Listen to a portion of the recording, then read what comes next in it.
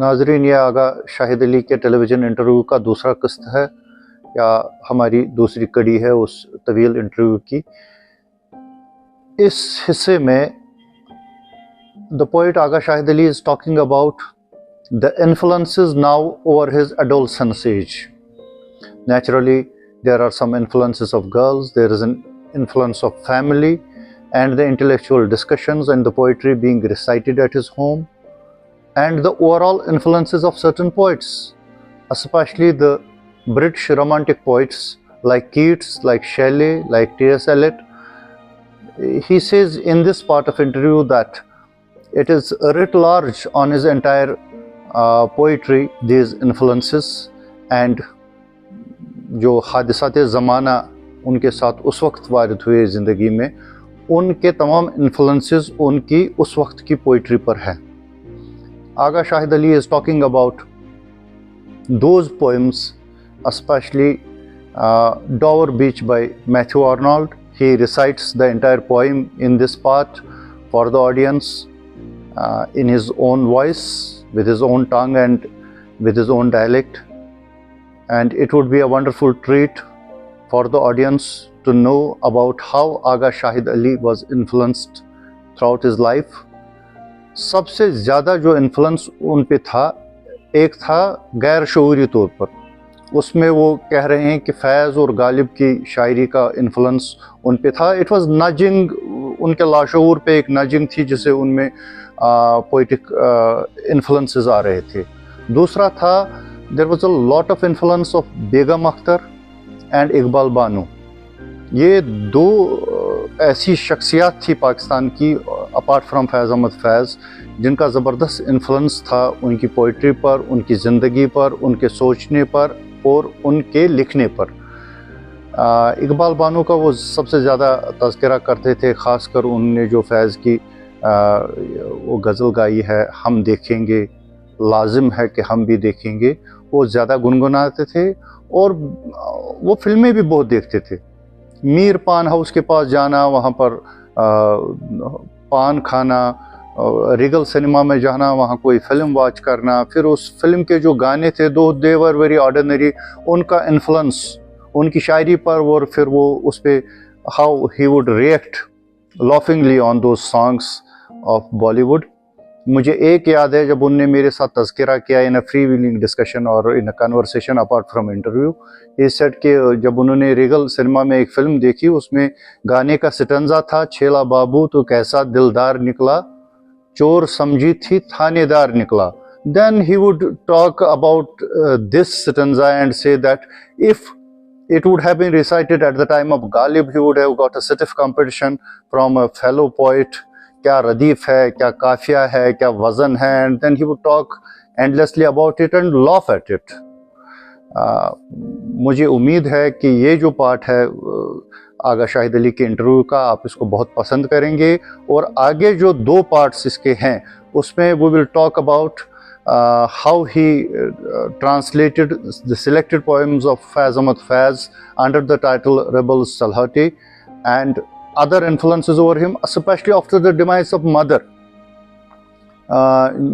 जो बेगम सोफिया आगा थी, उनकी इंतकाल के बाद जो इन्फ्लुएंसेस उन पे थे, दो वो बहुत ही पेनफुल था उनके लिए, लेकिन वो कह रहे थे कि शायर को उस वक्त he should have an artistic distance from a tragedy, तब जाके वो कोई शाहकार बना सकता है। उसके बाद उसने लिखी the rooms are never finished, and एक उन्होंने पोइम खुद इलेक्ट्रॉनिक टाइपराइटर पे की थी। अगर मुझे हाथ आई तो मैं डेफिनेटली उसका भी फ़ोटोग्राफ इसमें कहीं पे लगा दूंगा। लेनॉक्स हिल, उसमें वो about the demise and about the pain which was lingering in his heart after the demise of his mother, उसके बारे में तज़किरा किया है। तो I am hopeful that you will enjoy this series, and this is the part second of his long interview with me. Let's come to the basic theme of your poetry. When you started poetry, was there any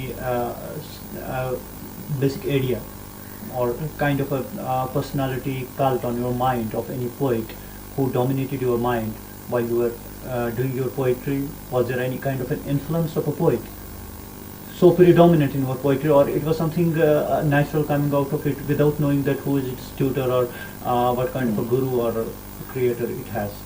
What kind of a poetry it was? I think certain things there are always unconscious influences on everybody. Sometimes you realize those influences many years later. It's not quite unlike, when there's a song you like and you've always been hearing it, and many years later you say, oh, that's what that line was in that song. You haven't, all those years, it was a simple enough line, but you never quite understood it, and then a million years later you say, oh, that was the line, that's what it was saying. When I was 10, I wrote poems. I had no idea whose influence it was. I can say there was in the home an atmosphere of poetry, but then I know people who live in atmospheres where there isn't poetry, and yet they write. So at some level, the desire to express oneself through language is common to all of us, but the person who pushes it in certain directions as a poet, I would say it's a gift also. So I don't know where it came from. At the age of 10, I wrote some poems. Then at the age of 12, I felt the need to write, so I wrote. Because Keats and Shelley and the great British romantics have been predominant influences here in Kashmir. I remember in college and in school, people saying, if winter comes, can spring be far behind? We love to say things like that. Whether we understand them or not is not the issue. We love to say it, and that's a good thing, because we like to respond to language in a sensuous manner in Kashmir, and we like a certain kind of excess, which also I like. So I would say unconsciously the British romantics were there, and the poetry of Persian poetry and Urdu poetry that I heard being recited in my house, they were there. But I think when I started becoming more self-conscious about craft, the first major influence on my work was that of T.S. Eliot. I did not understand his poetry, but I responded to it in almost a visceral manner. And then after that, there have been many influences, some conscious, some unconscious. Then I've realized that Ghalib and Faz have been unconscious influences, though I write in English. Some of their temperament or manner or imagery or something is in my work, though I write in English. Many people have told me when they read my work that sometimes they feel that somebody is speaking to them in Urdu or in Kashmiri. I've heard that too. People say, it doesn't sound like you're saying, oh, look, मैं अंग्रेजी में लिख रहा हूँ. You see? And I take that as a compliment. Then there have been a million influences. Shakespeare, definitely, the great epic poets, poets outside English, but in English translation, Russian poets, Eastern European poets, South American poets, and so on. Many, many of them. Sylvia Plath was an influence. I went through a phase where I thought I should also die, like she does, because a poet must die. So I went through my suicidal phase, but I had no intentions of killing myself. So obviously it was self-indulgent, But it's important to do. When you were going through that phase, was there any influence of a girl in your life at that time? The influence of a girl is always there. No, of a particular girl, something. Yes, I'm sure there was, but do you mean that I was infatuated with someone or something? Yeah. Yes, of course I was. When you look back to that era, was it an influence of infatuation or of that poet, or it was a situation? What it was exactly when you look back to that era? No, I'll tell you what it was. I think the poetry would have existed regardless, no matter what, because I was always finding verbal equivalents for whatever I was feeling. Sometimes it was more intense, sometimes it wasn't. So when it was intense, it was with, let's say I was going through a love crisis, because it's always a crisis at that age. I wanted to write about, I remember when, as a kid, and the 1965 war and Batmalu burning, I remember that. That was a very strange experience, because it was night time, and suddenly we saw, as if it was way after sunset, quite time after sunset, suddenly it seemed like the whole place was lit up, the sky on that side. And then we came to know about 500-600 homes were burned. This is 1965, by the way. So you want to write about that immediately. There is, of course, sensuously you're looking at the colors, the flames, the colors of the sky.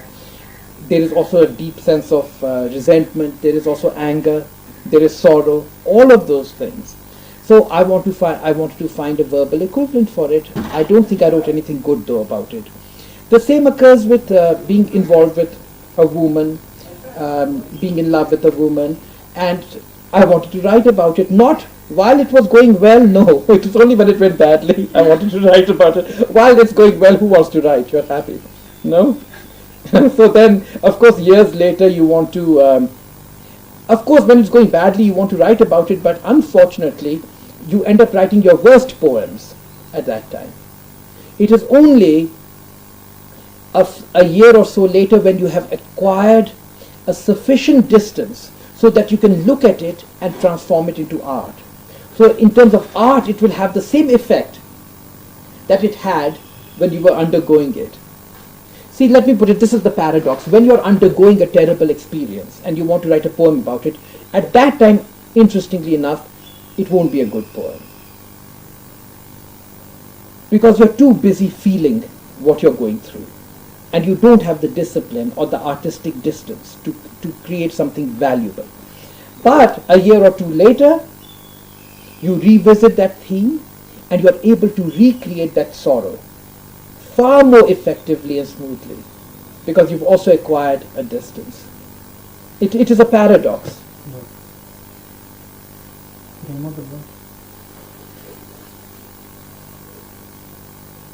Shahid, do you remember any particular poem of an English poet in your younger age? Can you recite that? Which had an influence or reminded and used to remember some stanzas of... No, I remember entire poems. No, you want me to recite a poem for you? That has an influence on you. Yeah, naturally. This is a poem called Dover Beach by Matthew Arnold. सुनाऊं मैं? Dover Beach. The sea is calm tonight. The tide is full. The moon lies fair upon the straits. On the French coast the light gleams and is gone. The cliffs of England stand glimmering and vast out in the tranquil bay. Come to the window, sweet is the night air. Only from the long line of spray where the sea meets the moon-blanched land listen. You hear the grating roar of pebbles which the waves draw back and fling at their return up the high strand, begin and cease, and then again begin with tremulous cadence slow, and bring the eternal note of sadness in. Sophocles long ago heard it on the Aegean, and it brought into his mind the turbid ebb and flow of human misery.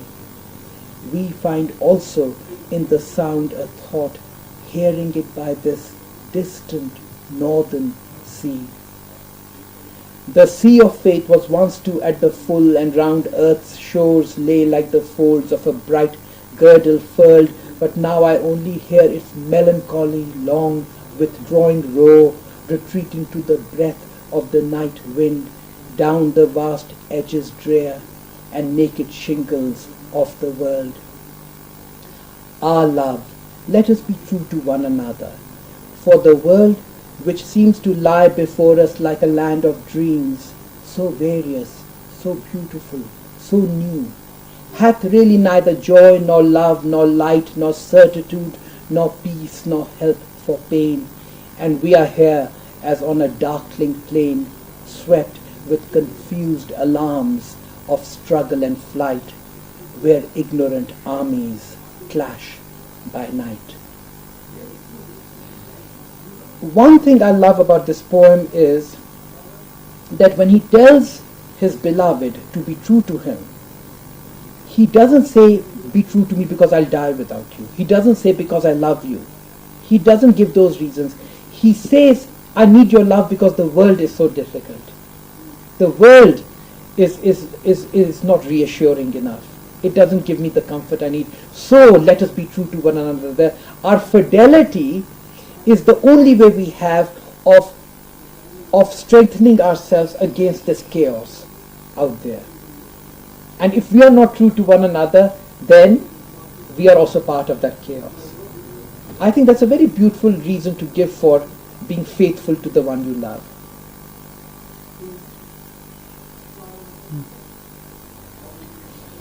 Shahid, when you started serious poetry, like your collection of poems, and what was the era? What was the era that? And What do you mean by era? I don't understand. what was the period? My first book was published in 1972. My first little book. It's called Bone Sculpture. And I definitely see it as what I'd call apprentice work. It's not very it's not accomplished work at all, actually, but it's not embarrassing work either. I'm glad that's not embarrassing. It's decent work, I would put it like that.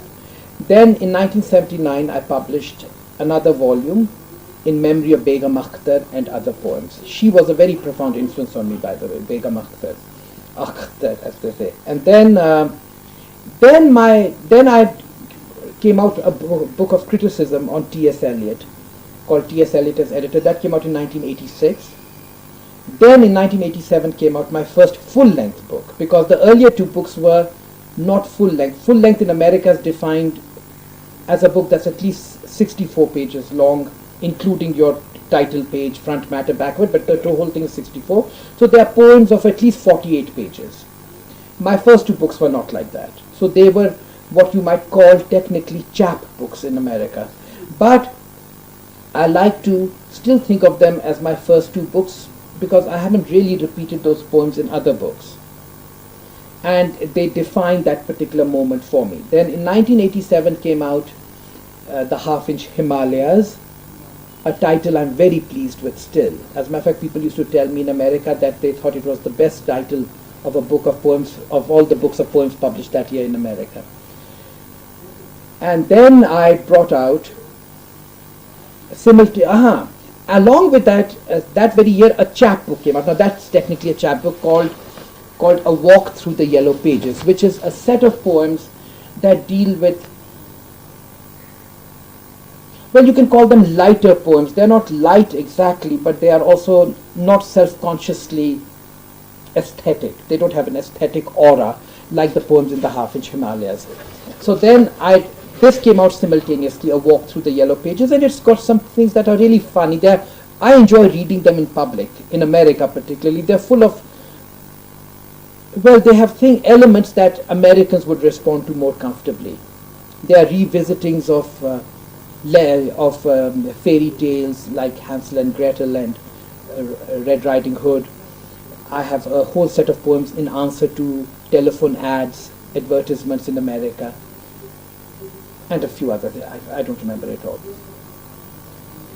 So those two came out in 1987.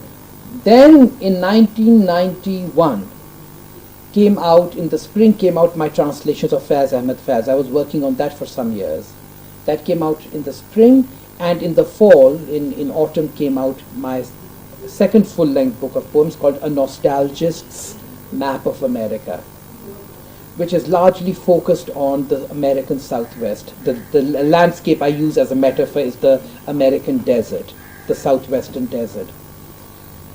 What I'm happy about, well, there are many things I'm happy about and many things I'm not happy about, but what I like about that book is it was the first time I felt I had written some poems in which I identified also with the American landscape, that I did not feel I was here observing America. I had become a part of America. And I was happy about that, because you can constantly remain outside and keep judging and judging and judging, and that's finally a facile exercise to keep judging things. I think it deprives you of what I'd call imaginative sympathy, which is the hallmark of literature, I think. How are you capable of imaginative sympathy? That is why we are able to weep when we see a play, that's why I can feel the suffering of Cordelia, though I'm not a daughter. I can feel the suffering of King Lear, though I'm not a king. I can feel the suffering of a beggar, though I'm not a beggar. I can feel the suffering of a blind man, though I'm not blind. You see what I mean? These are all elements of imaginative sympathy, and which is what literature enables. I hope. I hope in more people than it does eventually. Anyway, I had not seen in America, when I first went there, a landscape that could approximate Kashmir in any way. Kashmir has what I'd call a truly larger than life landscape, almost at times a melodramatic landscape. You go from Sonmarg to name the most obvious thing, from Sonmarg to Pahalgam to Gulmarg, the variety is amazing. Gulmarg is very reassuring and nice. Sonmarg is stark and almost threatening. And then Pahalgam is grand, and then there's the music of that water, which is just it's not that music. It's like a roar, and yet you don't want to get away from that roar. Especially if you're in the forest, and as the sound of the water filters through the pine trees and reaches you in your hut or wherever you happen to be. And then there's so many others, from Dal Lake to kya kahe, to the road, the Jammu-Srinagar highway. So when I went to America, I was in Pennsylvania, and I saw the American Northwest, etc. And very pretty, very nice, but there was nothing grand about it in the way I had been used to, the kind of grandness or the largeness or the bigness or the larger than lifeness, whatever you want to call it, that I'd been used to in Kashmir.